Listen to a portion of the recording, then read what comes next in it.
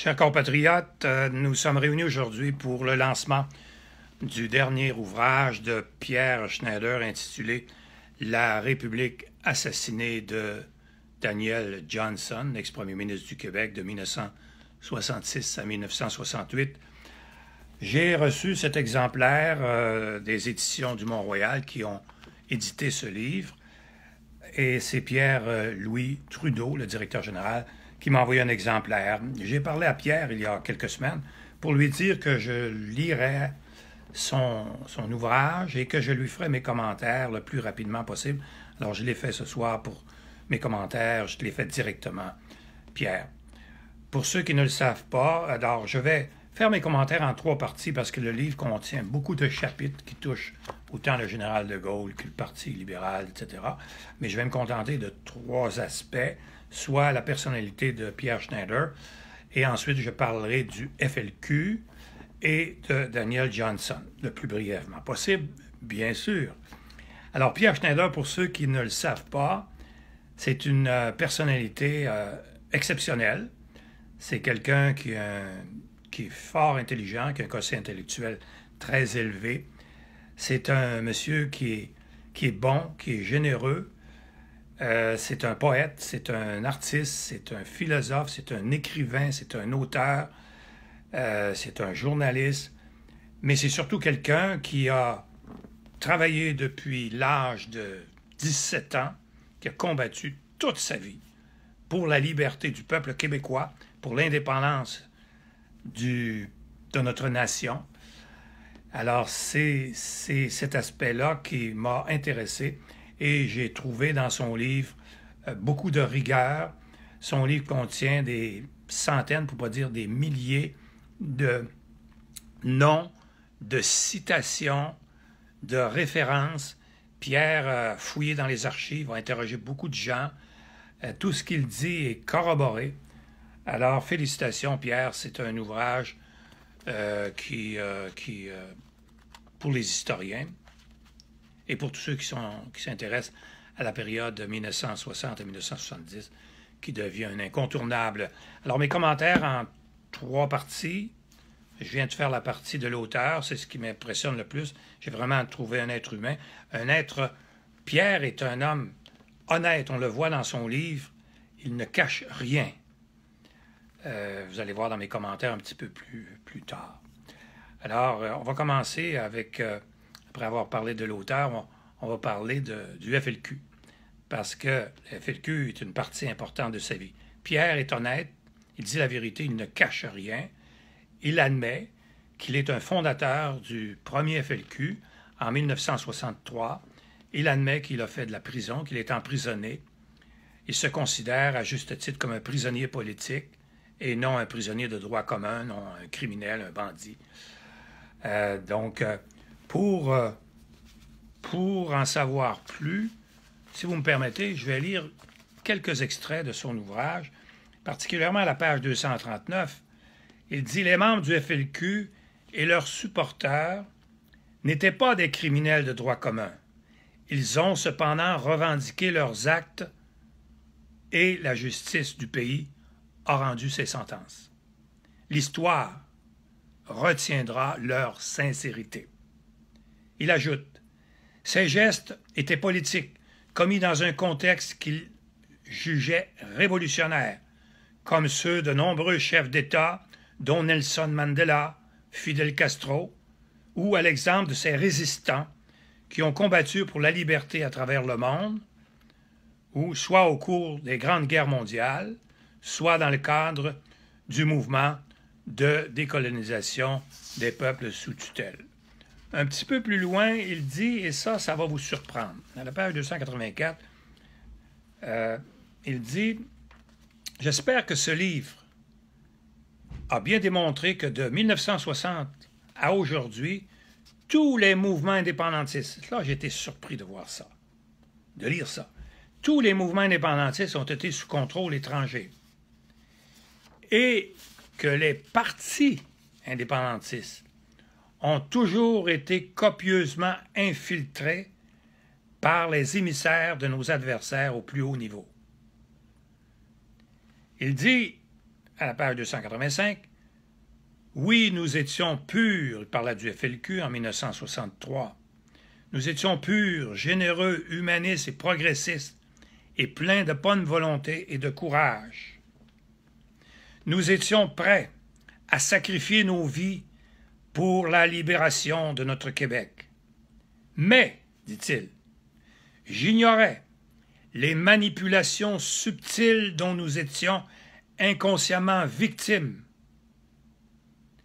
par des forces puissantes qui avaient décidé de faire du Québec un laboratoire pour leur machiavélique expérience de soumission des peuples en provoquant des crises et la révolte. » Et là, il parle de l'infiltration par la Gendarmerie royale, par les renseignements américains.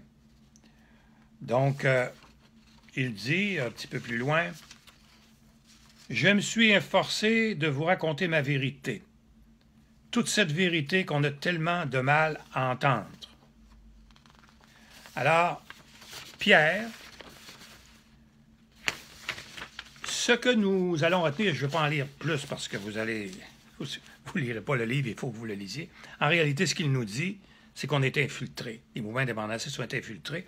Infiltrés non seulement par la Gendarmerie royale, mais la CIA et par des Québécois qui ont trahi leur peuple en infiltrant le FLQ et en commettant des crimes au nom du FLQ par des faux communiqués, alors des actes criminels qui étaient revendiqués par le FLQ, alors que finalement, c'était des crimes par personne interposée.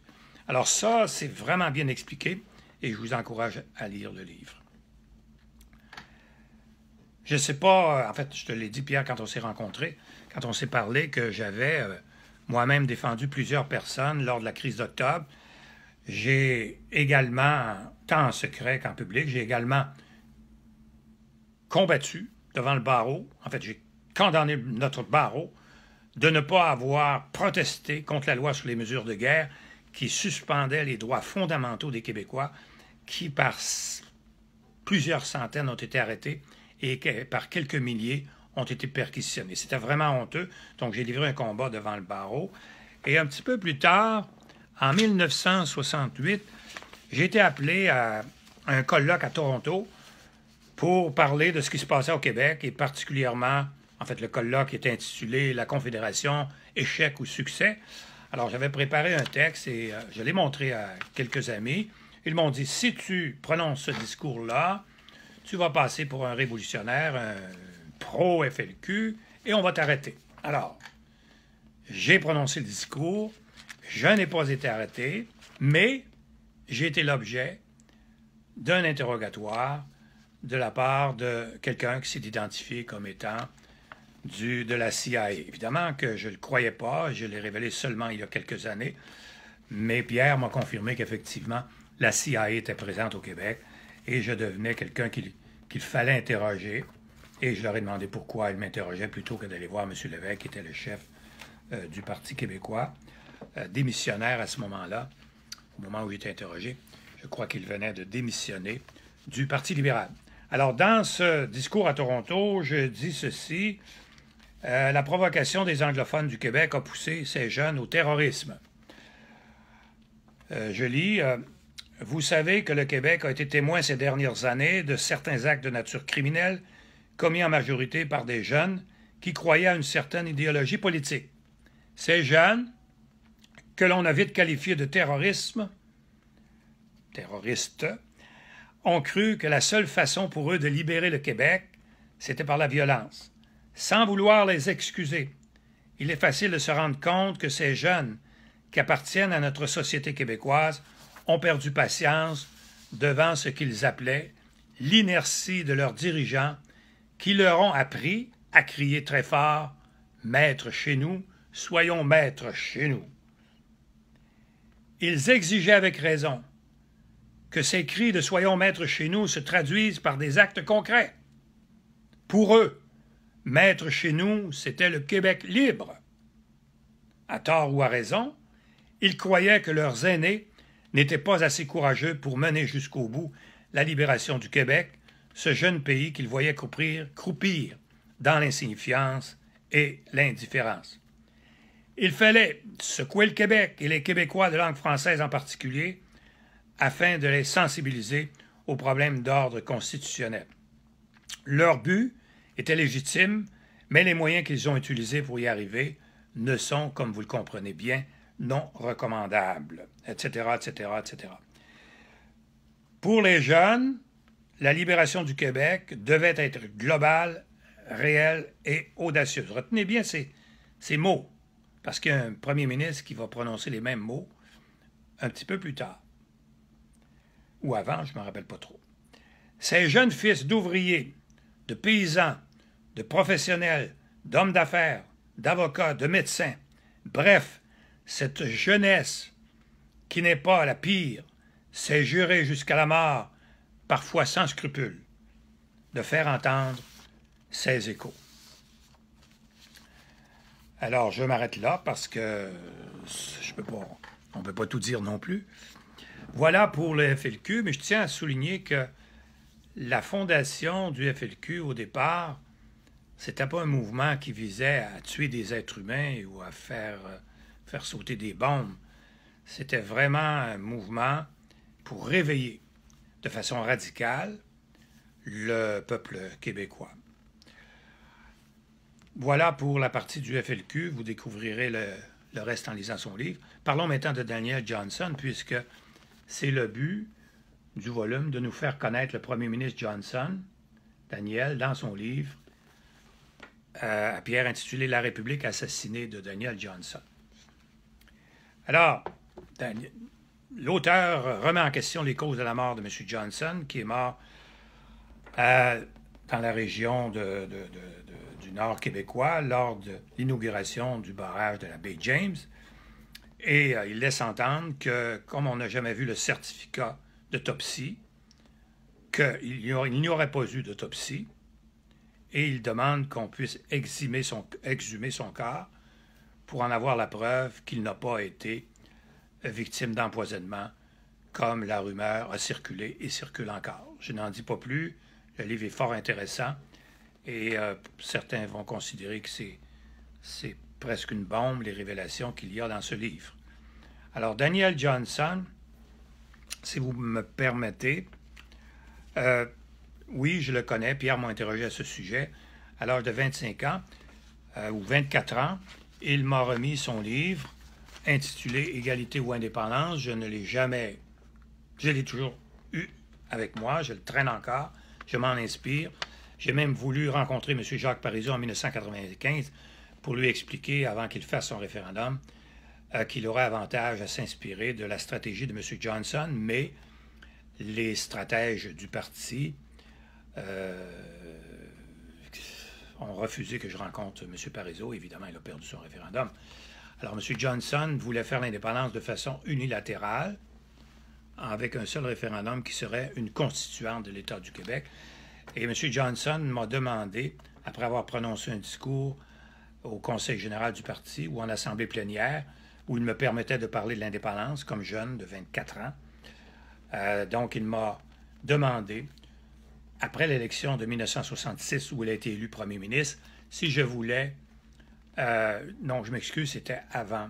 J'avais travaillé sur un projet, à sa demande, de plan secret pour faire l'indépendance du Québec. Et ce plan n'a pas été incorporé lors de l'élection de 1966, et c'est pour ça que j'ai quitté pour me rallier au RIN. Alors, ce plan secret, j'ai été nommé président de la Commission des affaires de la Nation, coprésident avec un autre avocat, et nous avons préparé ce plan secret. J'ai encore une copie de ce plan. Alors, ce plan visait à préparer un calendrier de transfert des pouvoirs sur une période électorale, à créer les ministères que le Québec n'a pas, et évidemment, à transférer les pouvoirs avec les ministères que nous avons, comme la justice, la santé, l'éducation, etc., etc. Bref, c'était merveilleux. Il n'y avait pas de formule d'amendement, puis on pouvait le faire de façon unilatérale. Alors, M. Johnson, si vous me permettez, je vais lire quelques phrases de son livre Pourquoi certains, à la page 107, il dit « Pourquoi certains prônent-ils l'indépendance totale du Québec? » Ça, c'était la première mouture du FLQ, en particulier. C'est parce qu'ils en ont assez des quémandages et des compromis boiteux. C'est parce qu'ils ont perdu l'espoir d'être chez eux partout au Canada. C'est parce qu'ils veulent sortir de leur état de minorité, de leur situation de dépendance. La jeunesse est impatiente. Elle a soif d'absolu. Jamais on ne pourra la satisfaire par des demi-mesures, des miettes et des pourcentages de droits. Elle veut des solutions justes, mais nettes et radicales. M. Johnson dit, un petit peu plus loin à la page 110, « La nation canadienne-française, en formation depuis 3 siècles, a besoin d'un climat de liberté. Liberté, le mot de Pierre Schneider, pour s'épanouir pleinement. Il ne peut y avoir d'égalité culturelle sans autonomie culturelle. Et il ne peut pas y avoir d'autonomie culturelle sans autonomie politique. Il faut une patrie à la nation canadienne-française. Si elle ne parvient pas à se réaliser politiquement d'un océan à l'autre, dans un fédéralisme nouveau et binational, elle n'aura pas d'autre choix que de faire l'indépendance du Québec. Si la sécession devenait pour les Canadiens français le seul moyen de rester eux-mêmes, de rester français, alors ce ne serait pas seulement leur droit, ce serait même leur devoir d'être séparatistes. Et M. Johnson conclut à la dernière page de son volume, écrit en 1965, « Après 3 siècles de labeur, notre nation bien méritée de vivre librement. Tant mieux si elle peut se sentir chez elle d'un océan à l'autre, ce qui implique que l'on reconnaisse l'égalité complète, sinon il faudra bien faire l'indépendance du Québec.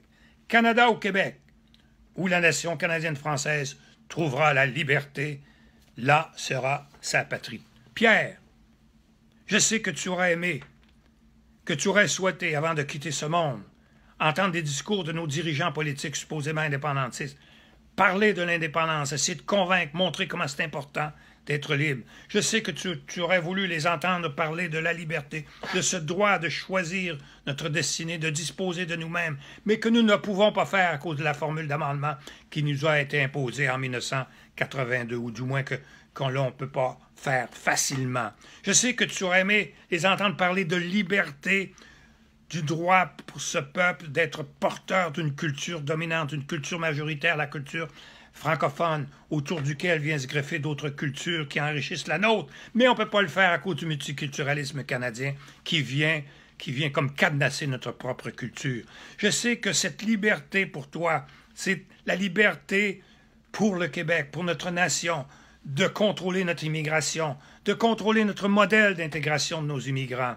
Je sais que tu aurais voulu les entendre parler de ce droit d'avoir la reconnaissance internationale. Et c'est là qu'on est libre d'être membre des Nations Unies, l'ONU, l'OIT, puis porter à travers le monde notre langage pour un monde meilleur, pour une humanité plus humaine, plus juste. Je sais aussi que cette liberté, c'est le droit d'avoir tous les pouvoirs politiques, juridiques, économiques et financiers qui sont entre les mains d'Ottawa, le droit de contrôler nos importations, nos exportations, la monnaie, le crédit, la fiscalité, ce qu'on ne peut pas faire. Je sais que tu aurais voulu entendre ce genre de discours, aussi où on pourrait voir nos athlètes participer aux Olympiques, aux Jeux internationaux, sous les couleurs du Fleur-de-Lysée, et avoir le droit de manifester sur les estrades avec des trophées, avec des médailles. Je sais que tu aurais voulu dire qu'on aurait le droit, si on était libre, de signer des traités d'alliance avec d'autres pays dans des domaines rigoureusement délimités qui seront à notre avantage et à l'avantage des autres pays. Je sais que tu aurais voulu entendre ça. Et que tu aurais voulu entendre que pour faire tout ça, pour être libre, il faut être indépendant. Et enfin, tu aurais voulu, je te le dis aujourd'hui, l'indépendance, ce n'est rien d'autre que la stature d'un peuple, comme le peuple québécois, qui est devenu adulte, mature, et qui est maintenant capable d'assumer ses responsabilités, ici au Québec comme ailleurs dans le monde. Pierre, j'espère Je voudrais te dire, en terminant, que nous t'aimons. Je t'aime. Nous allons t'accompagner dans ton combat jusqu'au bout, Pierre. Les gens qui sont ici aujourd'hui, qui sont avec toi, vont t'accompagner jusqu'au bout. Et nous retiendrons que tu as été un homme, je le répète, bon, généreux, et tu demeureras dans notre mémoire comme un héros obscur du combat pour notre liberté. Adieu, mon ami. Je t'aime.